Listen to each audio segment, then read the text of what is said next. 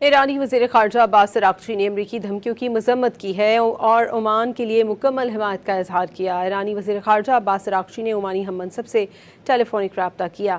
آبنائے ہرمز اور اس کے مستقبل میں انتظامی امور پر گفتگو کی۔ عباس اراغچی نے ایکس پر جاری بیان میں کہا کہ عمانی ہم منصب سے گفتگو انتہائی مثبت اور نتیجہ خیز رہی، جس میں عمان کو درپیش کسی بھی خطرے کے مقابلے میں ایران کی مکمل یکجہتی اور حمایت کا اظہار کیا۔ انہوں نے کہا کہ آبنائے ہرمز سے متعلق معاملات پر عمان اور ان کی پالیسی خود مختار ذمہ داریوں اور بین الاقوامی قانون کے اصولوں کے مطابق ہوگی۔ خطے کے تمام ہمسایہ ممالک کے ساتھ مشاورت اور تعاون کا خیر مقدم کرتے ہیں۔ واضح کیا کہ امریکہ کا بدلتا رویہ معاہدے میں رکاوٹ ہے۔ عباس اراغچی نے فلسطین اور لبنان پر اسرائیلی حملوں کی بھی مذمت کی۔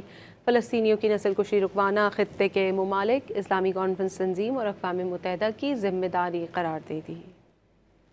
ایرانی وزیر خارجہ عباس اراغچی نے امریکی دھمکیوں کی مذمت کی ہے اور عمان کے لیے مکمل حمایت کا اظہار کیا۔ ایرانی وزیر خارجہ عباس اراغچی نے عمانی ہم منصب سے ٹیلی فونک رابطہ کیا۔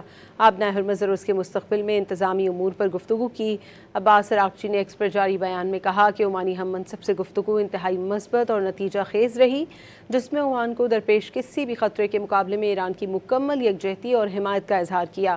انہوں نے کہا کہ آبنائے ہرمز سے متعلق معاملات پر عمان اور ان کی پالیسی خود مختار ذمہ داریوں اور بین الاقوامی قانون کے اصولوں کے مطابق ہوگی۔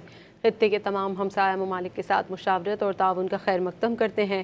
واضح کیا کہ امریکہ کا بدلتا رویہ معاہدے میں رکاوٹ ہے۔ عباس اراغچی نے فلسطین اور لبنان پر اسرائیلی حملوں کی بھی مذمت کی۔